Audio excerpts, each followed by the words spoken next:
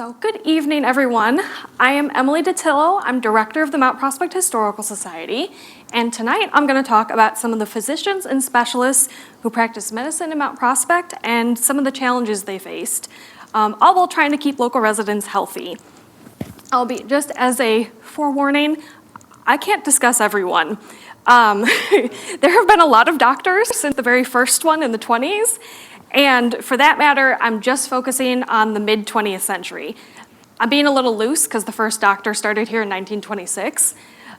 So just know if there's a doctor you're looking for, I may not have it. There are some people I did research on and couldn't include in the presentation, so just so you know. But let's get started.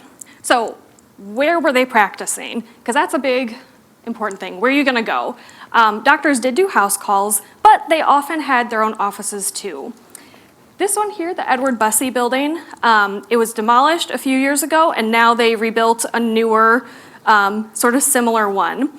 But this original one was built in 1925 by Edward Bussey, and it had retail space on the main level and office space on the second floor.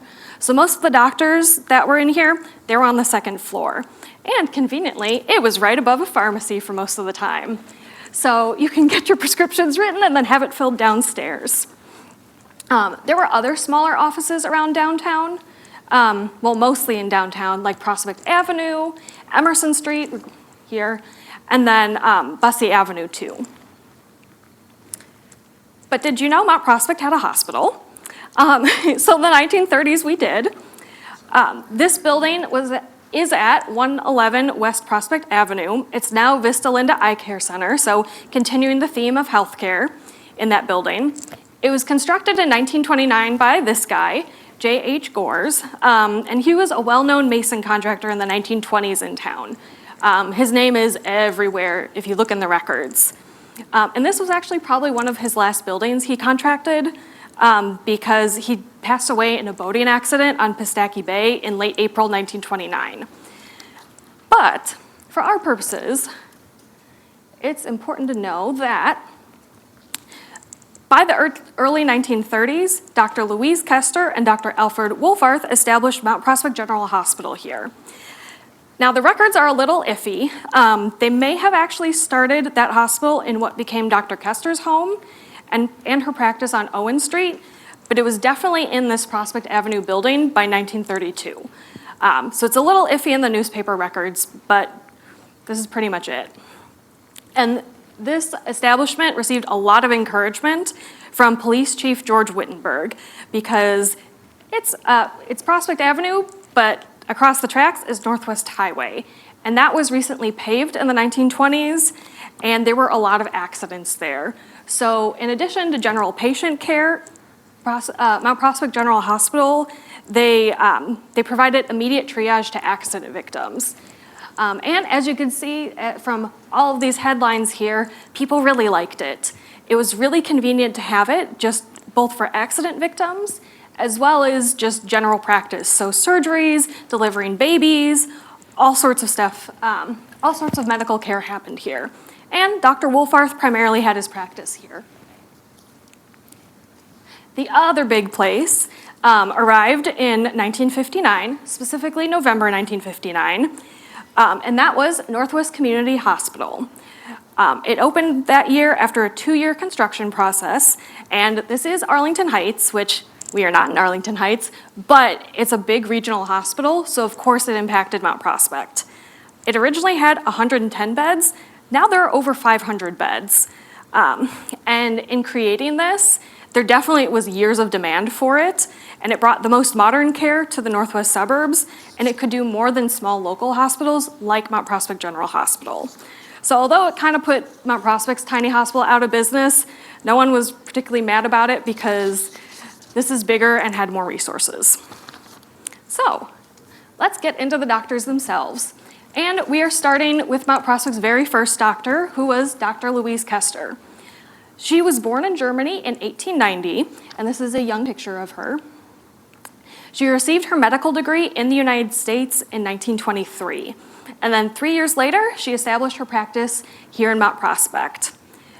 You can see, well, maybe you can't see, but this window, it says Dr. Louise Koester, physician and surgeon. And that is on that Edward Bussey building. You can see it in one of the photos, like that's where I cropped the photo and blew it up a bit.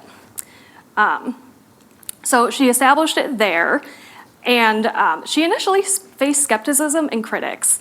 It was a really big deal to have a female doctor in the 1920s. This still wasn't very common, and to have her be the first doctor in Mount Prospect, again, that's a really big deal.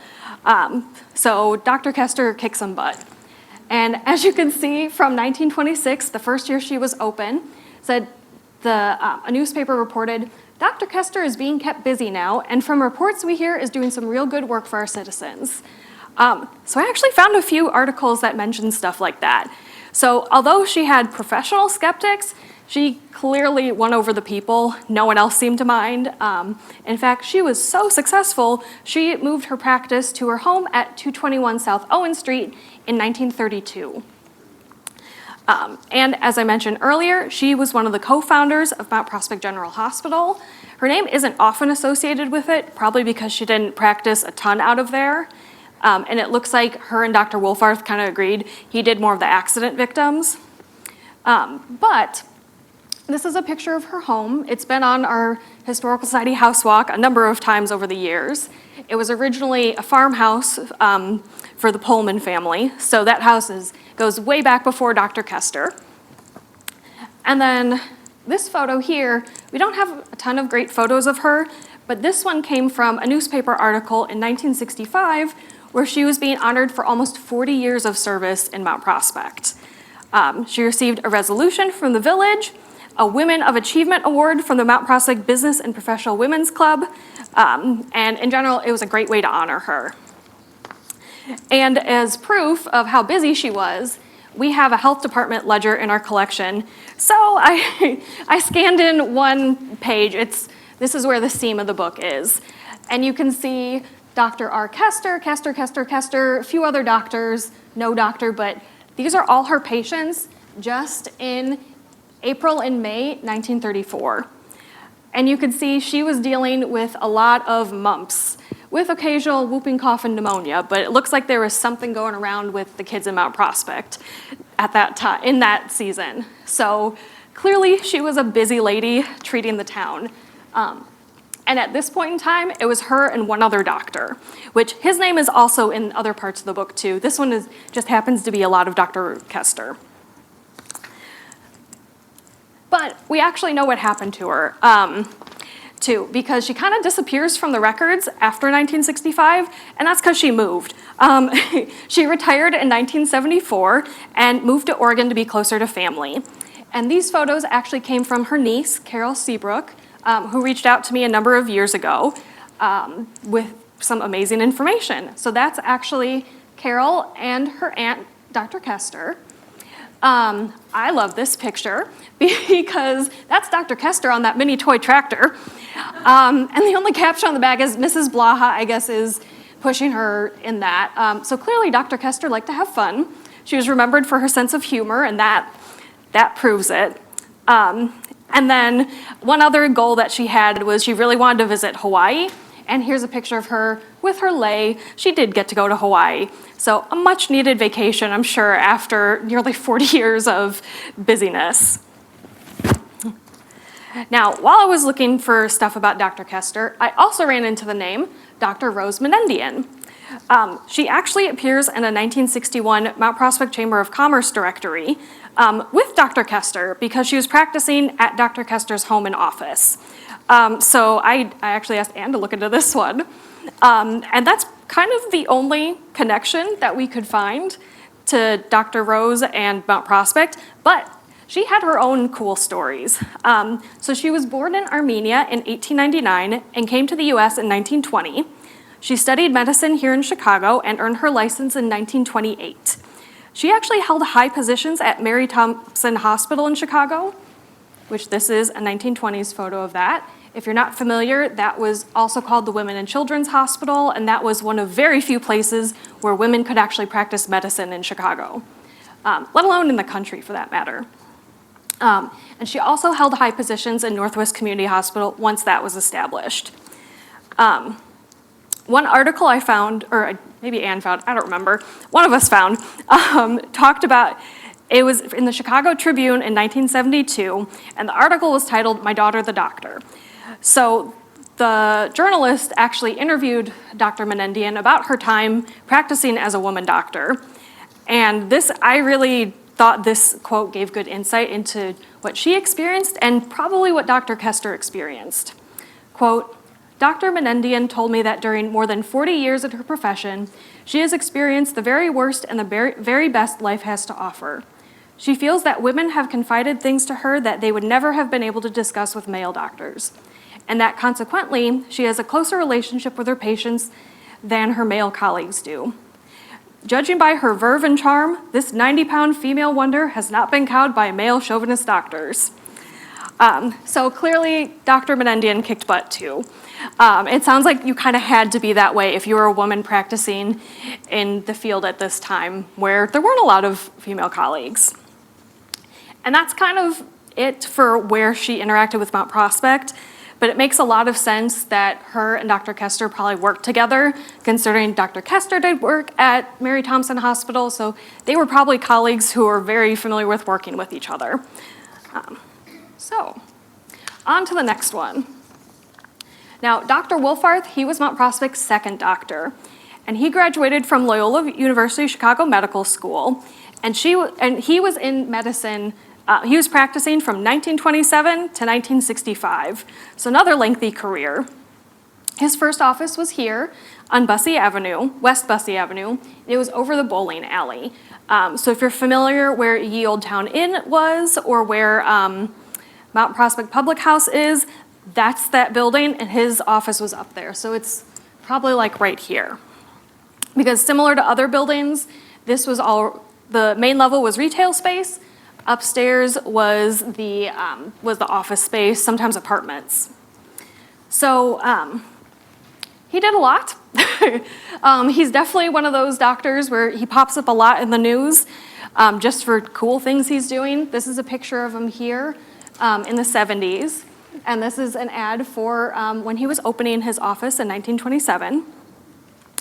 But among those things, he was on the Northwest Suburban Hospital Steering Committee in 1948. So that's over 10 years before Northwest Community Hospital was established. So he was very much part of that from the beginning. And one very intriguing story was in 1961, so almost near his retirement. Dr. Wolfarth saved a guy from the bottom of a village water tower. So two public works guys, Herbert Weeks and David Creamer, they were cleaning the water tower, so it was empty. And Weeks fell actually 15 feet to the bottom of the water tower and was unconscious. So they called the firefighters, and Dr. Wolfarth was a volunteer firefighter. Although because of his medical background, it looks like he was a volunteer paramedic. And he was the doctor on site for that. Now, I didn't write down, I don't really remember exactly how they got Herbert Weeks out, but he was clearly undaunted by this terrifying experience. He got all patched up, and in 1977, Herbert became the director of the Mount Prospect Public Works. So, clearly a very sturdy guy, because I don't know if I could continue. I'd want a cushy desk job after that. So, as I said before, Dr. Wolfarth also was one of the co-founders of the General Hospital. And you can see he's listed here. That's why, again, you often see his name with the General Hospital, even though he wasn't the only one involved with it.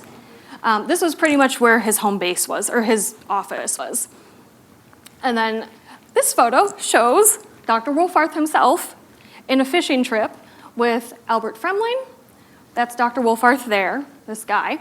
And then Dr. Rudolph A. Seidel, who I'll talk about him later, and then George L. Bussey, who he was a big real estate agent in Mount Prospect at the time.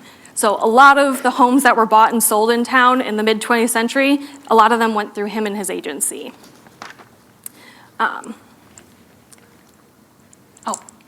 One more thing. So, and as I said, he was a volunteer fireman for 25 years.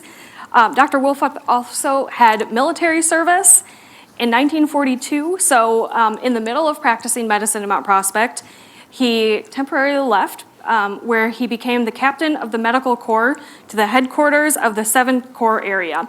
So basically, he was an Army doctor. And at the time he was enlisted, he was serving as Mount Prospect's Board of Health director. So another guy, Dr. Granzig, filled in. And now, again, this guy has all sorts of stories. We're just like, you must have been an interesting guy. He sailed around the world. So from April 1st, 1957 to August 1957, Dr. Alfred, his wife Caroline, his son Robert, and a friend, Robert Jobin, left from Bremen, Germany, in a sailboat set for adventure across the Atlantic. So it wasn't quite around the world, but that's how they pitched it. So this here is a terrible newspaper photo, but it's all we got. This is Wolfarth, his wife Caroline, and his son Robert. This is before they left.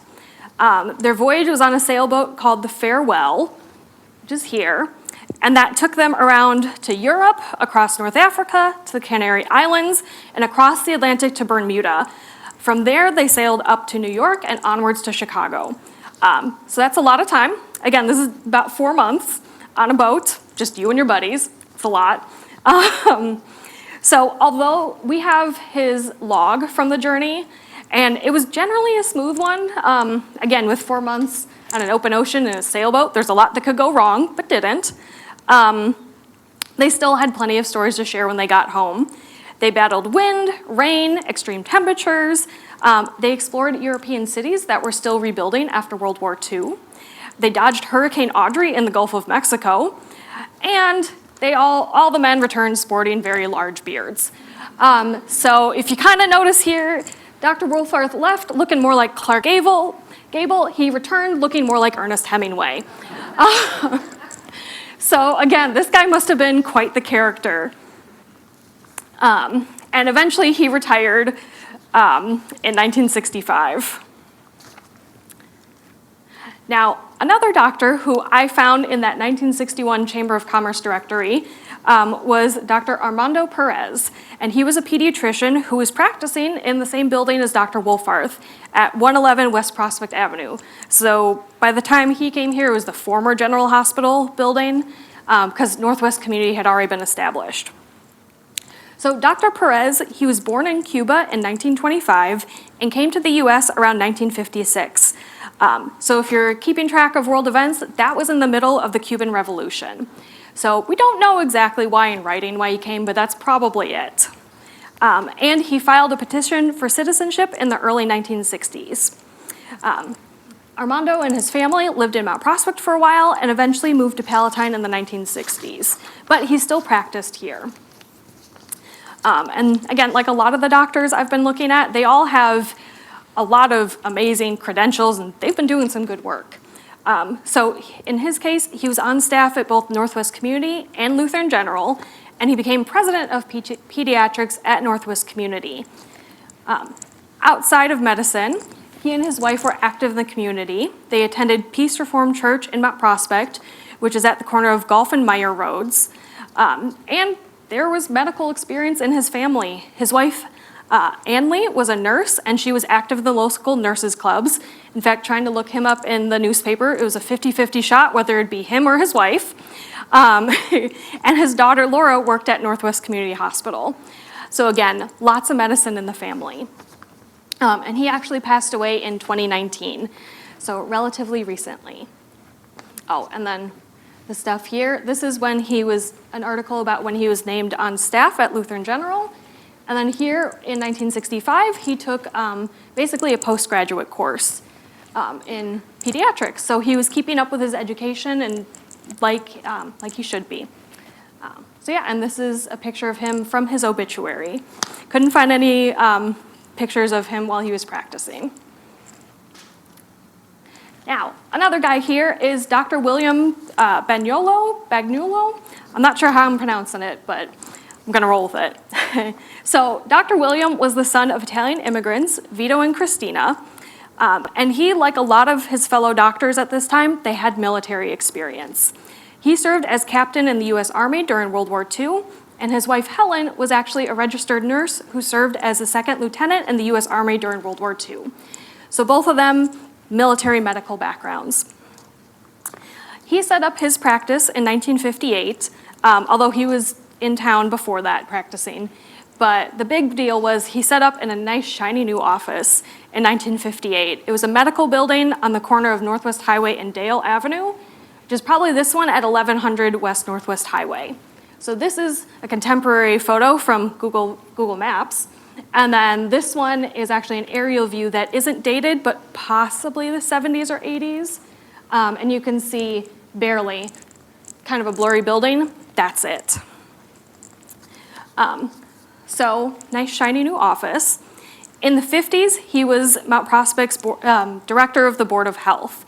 So that was a pretty big time because Mount Prospect was dealing with polio and vaccinations. He coordinated a lot of those efforts at local schools. Apparently, in his free time, he also worked at Resurrection Hospital in Chicago right from its beginning in 1953, and he was elected a member of the 1964 Medical Staff Executive Committee there. So he spent a lot of time there.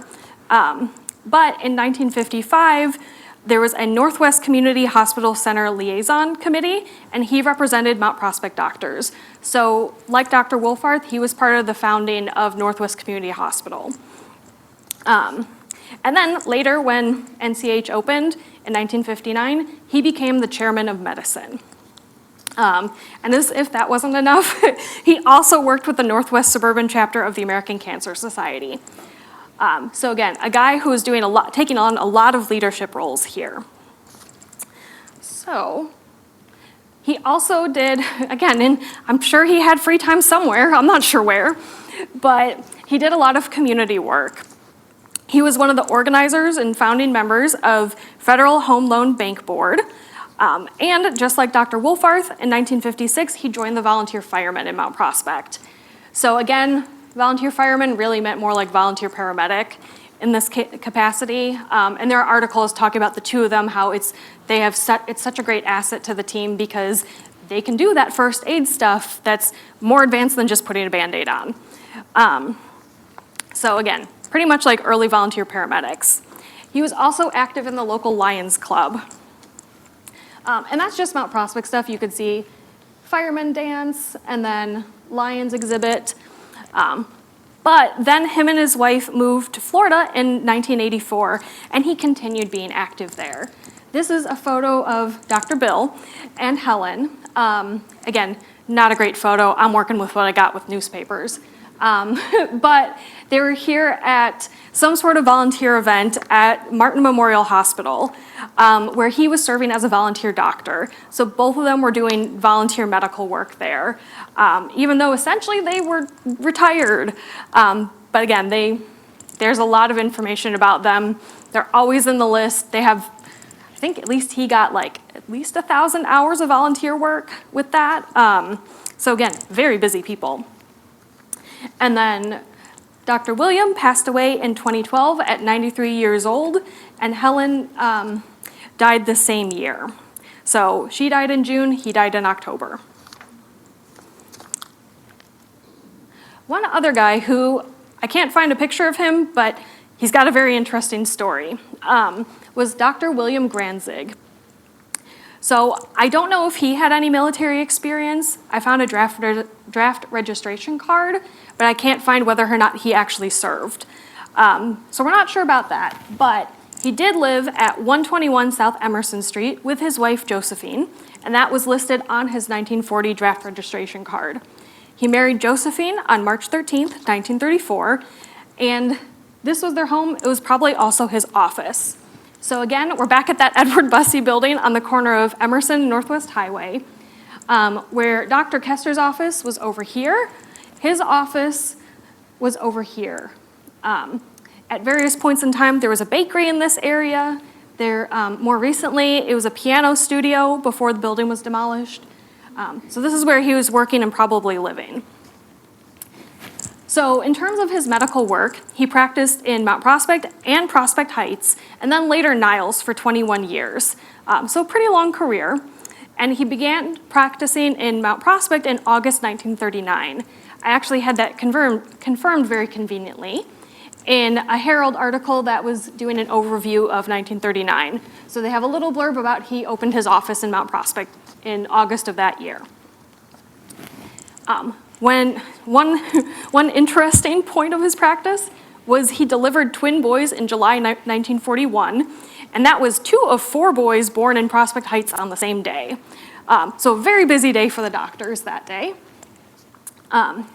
Once he moved to Niles, he had an office on Milwaukee Avenue, and today that's a strip mall. It was probably back then too, which isn't terribly unusual. He also was on staff at Northwest Community Hospital. But the part that really stands out in his, in researching him was he clearly had some big issues with alcohol and gun violence. And this is something you don't really expect to see when you're studying someone. This is kind of came out of nowhere. But in January 1958, Granzig went on a rampage in his home. By then, he had separated from his wife, Josephine, and he had been only married 10 months to his new wife, Natalie. According to accounts, he had been drinking and arguing with his wife, Natalie, when he started shooting up the kitchen with 2 pistols. Fortunately, Natalie was not hurt, and she was able to run and get help when he left the room to get more ammunition. But it took 4 Niles police squads, 1 from Park Ridge and 1 from Morton Grove, to solve this situation. So the police pleaded with Granzig to come out, and they had to use tear gas pellets fired into the living room before breaking down the door of the apartment to get him to come out. That took nearly 3 hours. But once they were able to reach him, he surrendered without resistance. And the police found a gun collection of 20 to 30 weapons. The newspaper accounts vary.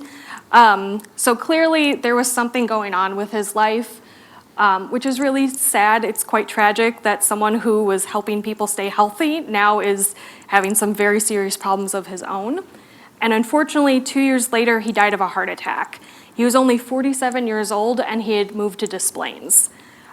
So a sad, unfortunate end for Dr. Granzig. Now, one of those big issues, shifting gears a little bit, that all of these physicians had to contend with in the mid-century was polio. So if you're not as familiar or just kind of maybe heard it, polio is a highly infectious disease that attacks the nervous system and can lead to paralysis or death. It also largely affects young children. And there were several epidemics in the United States between 1948 and 1955. The worst recorded year was 1952, with over 3,000 deaths and 57,628 polio cases reported. And during this time period, summer was known as polio season. And just like every community in the country, Mount Prospect did not get away unscathed. One case was Jean Thornton. So 12-year-old Jean Thornton caught polio in early September and died in hospital after only a few days. For a lot of cases, this, at least in my research, this was really fast. She was a 7th grade student at Central School, and she attended St. John Episcopal Church. Again, very tragic. Literally, like when the newspaper article was printed, like she already was almost gone by then. But Mount Prospect came together and they established a memorial fund where they raised money in her memory, and I believe they donated it to a polio foundation. I'm not entirely sure. But I did find out she was originally buried in Memorial Park in Skokie, but records now show that she's in Richwood Cemetery, Westfield. And that is her headstone. And this is something, it's incredibly tragic, but at the same time, it shows what a real fear polio was for parents and children back in the day. It really could be a terrible situation. And actually her sister, as they say here, they don't, it's another one. They thought her sister also caught it, but she didn't, fortunately. So again, it was definitely something to be feared. But polio didn't just affect children, even though it was prevalent among children. So a little backstory. Reverend Paul Bringleson moved to Mount Prospect with his family, so his wife Marion and his daughter Mary Ellen, and he became the first pastor of Community Presbyterian Church in 1953. That church is on Main Street and Gregory. There's a stoplight there, so it's still standing. But Reverend Paul passed away shortly before Easter 1954. He'd only been serving as pastor for 6 months.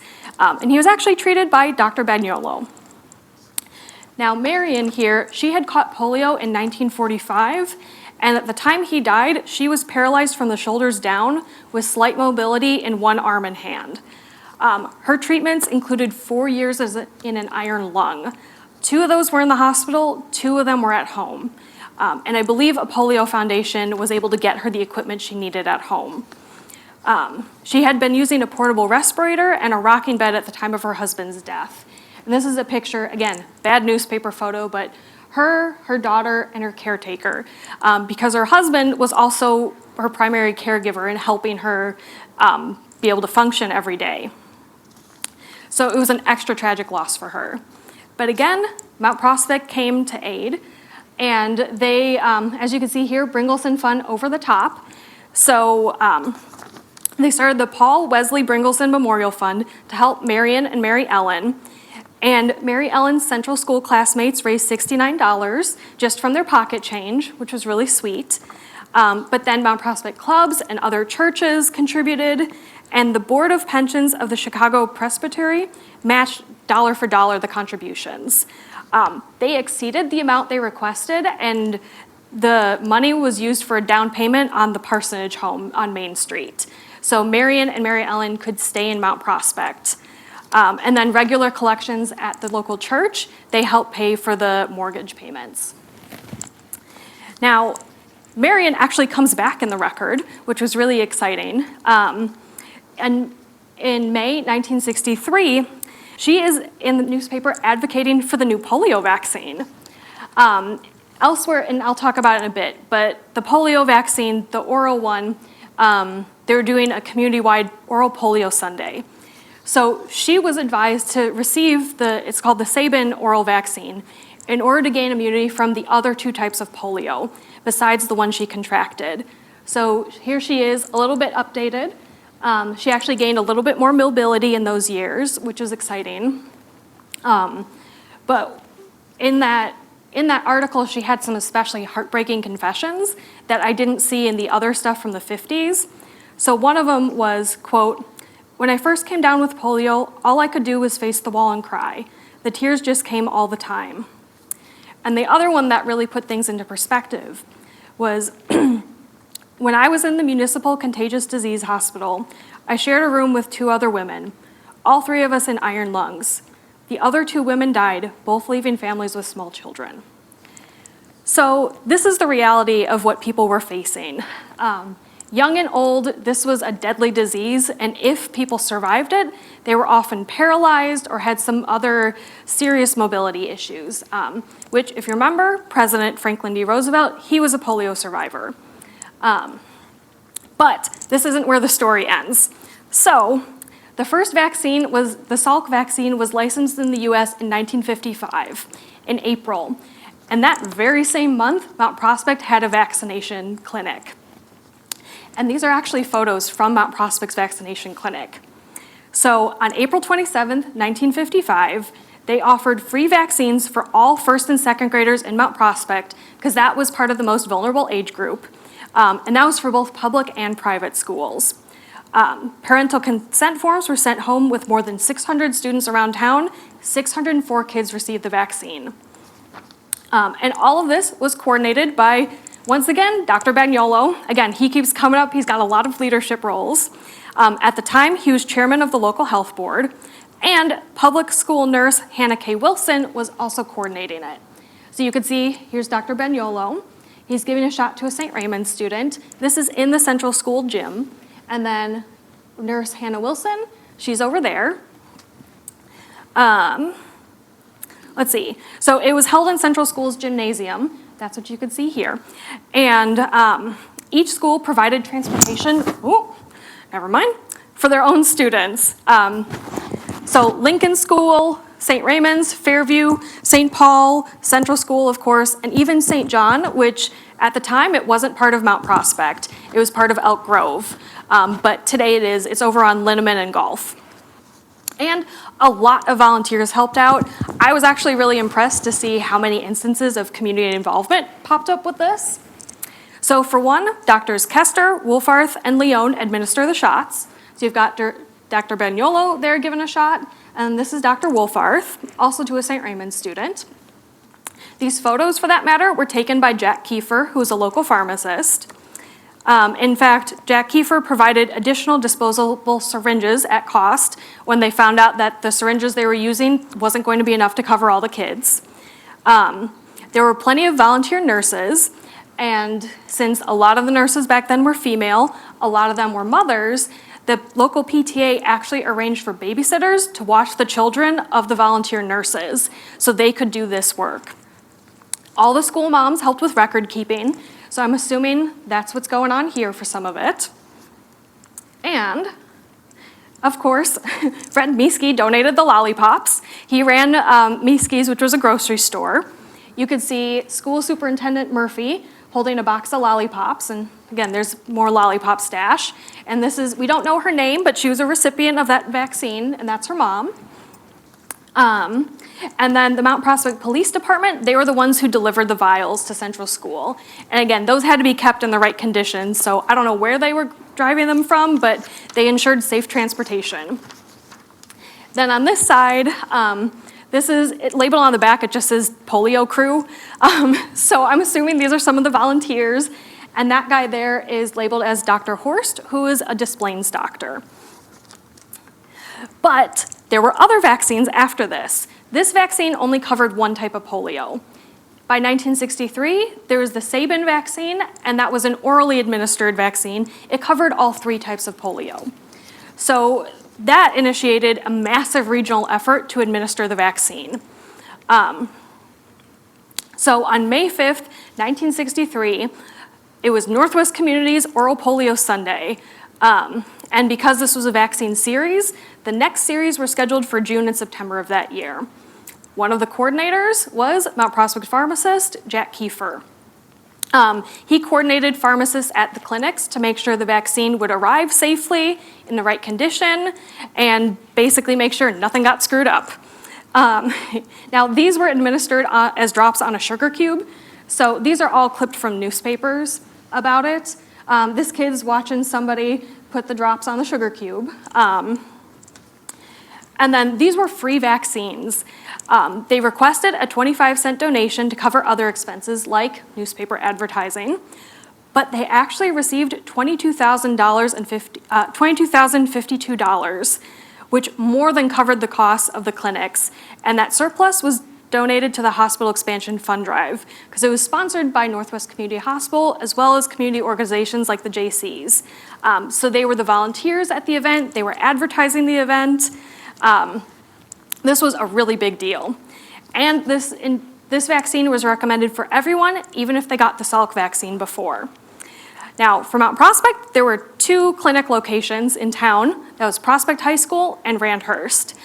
So two pretty big locations, pretty easy to get, lots of parking, more or less. So they were good locations for it. They had registration forms printed in the newspaper as part of that weeks-long advertising campaign. This is one of those. So the idea was you fill it out now, then you go when you get there. And this is actually a photo from the clinics where they say it was at a pace that was fast enough to blur the camera in some areas. So you can see there's some blurry people there. They were moving. And no wonder, because 82,600 Northwest suburban residents were vaccinated at the first clinic.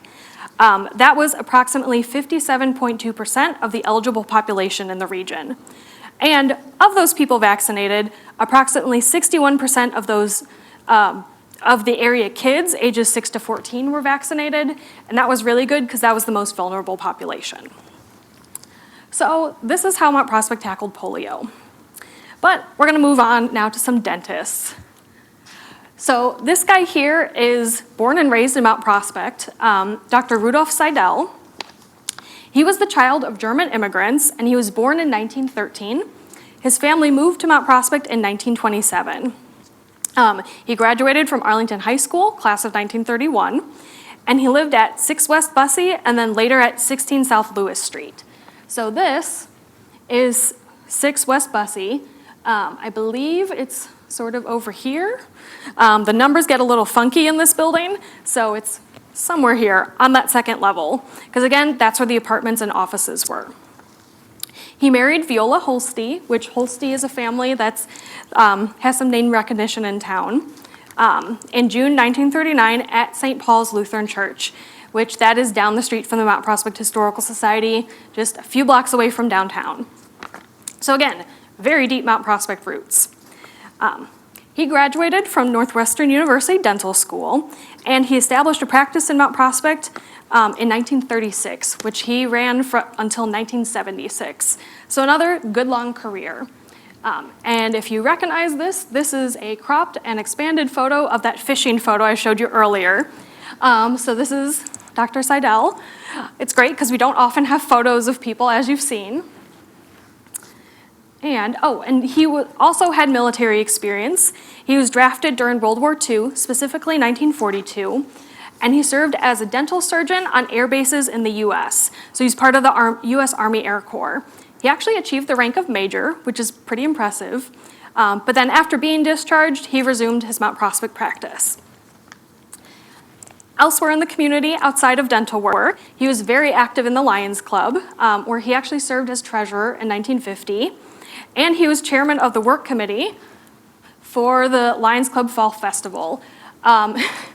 He was apparently the poor souls tasked with getting volunteers, because so much of what I see is, please help us. Please, even this one, he must be desperate. No pay, but lots of fun. See, set your own hours and choose your own job. Good positions open in booths and tents. It was a fall fest, so maybe if people were concerned it was gonna get too cold, and that's where it's, again, help wanted, and then seek festival help. Help, help. That's the plea of Dr. Rudolph Seidel, chairman of the work committee. So, poor guy. Hopefully he got his helpers. But again, very active in town. He was also one of the organizers and founding members of the Federal Home Loan Bank Board. Another doctor, I think Baniolo and Wolfarth, I think those two were on that too. And Dr. Seidel, he passed away in 1984.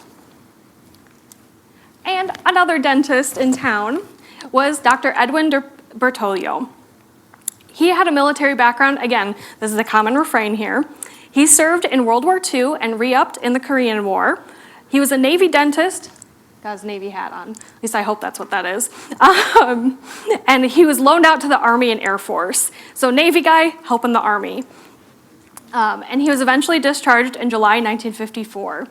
At that time, he moved to Mount Prospect around then with his family, and this is their family Christmas card. So his wife was Barbara, and then children Carol Lynn, which is one name, Jim and Rick. And Dr. Bertoglio's medical background clearly was passed on to his children, because Rick became a dentist, and then Rick's son Brian became a neurosurgeon, and his daughter-in-law became a dental assistant. Jim didn't become a doctor, but he was a biology teacher at Prospect for 25 years. So again, lots of life science and stuff here, so clearly a good influence on you guys. Now, the family thinks that the Bertoglios probably moved to Mount Prospect because there were friends in the area, probably dentist friends, and they lived on both Prospect Manor and MacArthur Drive. So in terms of medical background, Dr. Bertoglio graduated from Northwestern University School of Dentistry. His first office in Mount Prospect was here at 13 East Prospect Avenue, which he opened on August 14th, 1954. He shared a professional suite with an optometrist named Dr. John P. May, and we're lucky enough to have a newspaper article that talks about this. It notes his office was, quote, furnished in modern style with coral pink equipment. Yeah, I know, woo, very exciting. But he was also very courteous to his patients. He had evening hours to accommodate work schedules. His second office was at 1060 West Northwest Highway, and he moved there in the early 1960s. That was a shiny new building, so definitely an upgrade. Now, elsewhere, he served as block chairman for the Northwest Community Hospital Fund. So again, Northwest Community keeps coming back. And that was in November 1956, 3 years before the hospital opened. So again, Northwest Community was a long time in the making. By 1970, he was a member of the Harper Dental Hygiene Advisory Committee, and he was very active in the ADA, so the American Dental Association. He even took his kids to meetings in Chicago, so no wonder Rick became a dentist. In fact, Jim and Rick told us that Dr. Edwin took a course in using hypnosis as an alternative to Novocaine, and that was especially useful for working with kids. And so Jim and Rick were hypnotized as an example, and they told me they didn't feel any pain, they just felt the pressure, so clearly it worked. Now, in terms of community impact, nope, that's not it. Anyway, community impact. Dr. Bertoglio was so well loved. His first practice was in Stockton, Illinois, which is not near Mount Prospect. But patients from his Stockton practice would still drive to Mount Prospect to continue seeing him. And one story about an elderly neighbor that they were so kind to share. An elderly neighbor got hit in the mouth while he was working on his car, and so he walked over to the Bertoglios for help. So Dr. Edwin spent hours fixing him up, and this was on a weekend. So this was very much out of office hours. And actually, Rick mentioned he picked up molars off the floor. So this was not an easy fix. But again, this is because Dr. Edwin, he had that sense of community and togetherness, and you've got to help your neighbors.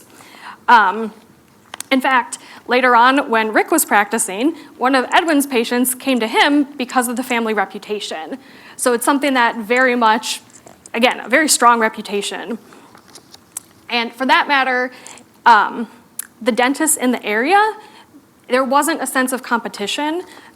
There was very much a camaraderie. So there were monthly lunches and study clubs, and they actually shared information and problems with each other. So the dentists would talk to periodontists and orthodontists about whatever sort of trouble was going on in someone's mouth.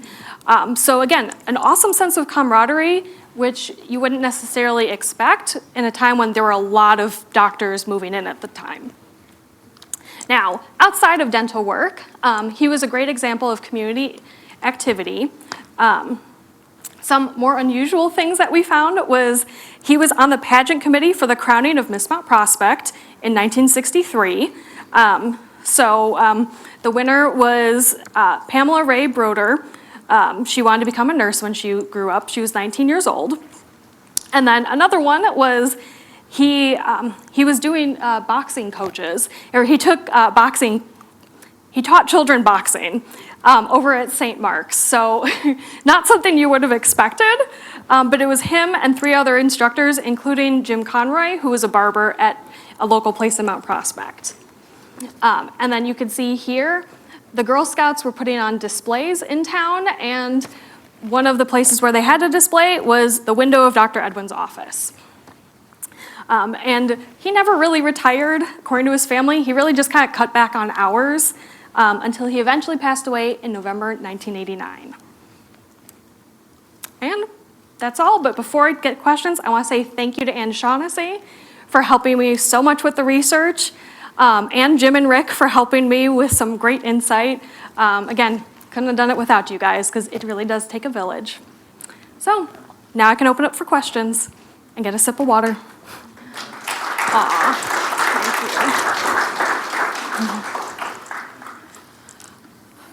you. Yeah.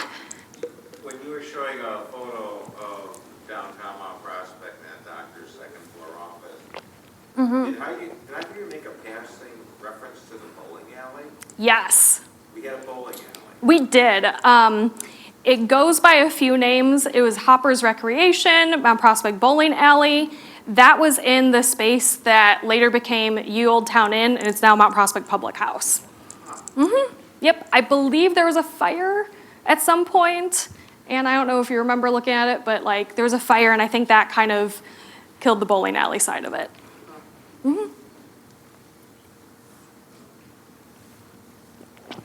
Yeah. Your first slide, where was that building? So the Edward Yes. So that was on the corner of Emerson and Northwest Highway. It's where Van Driel's was, Bussy Flowers was, and now it was demolished a few years ago, and they're building the new one.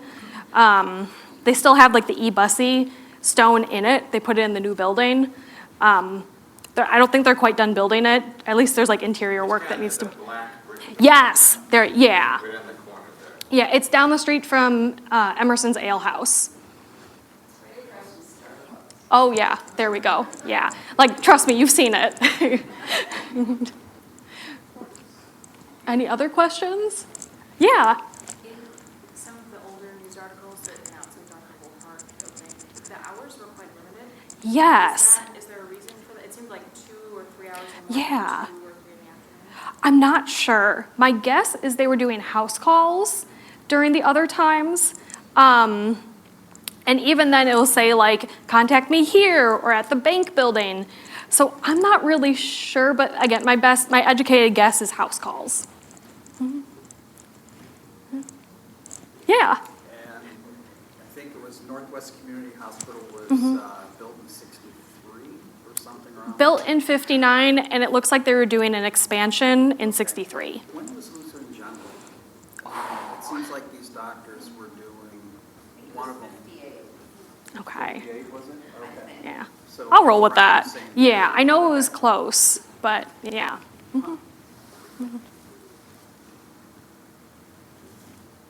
You did a great job on that. Oh, thank That is you. not an easy topic. Thank you. No, it's not.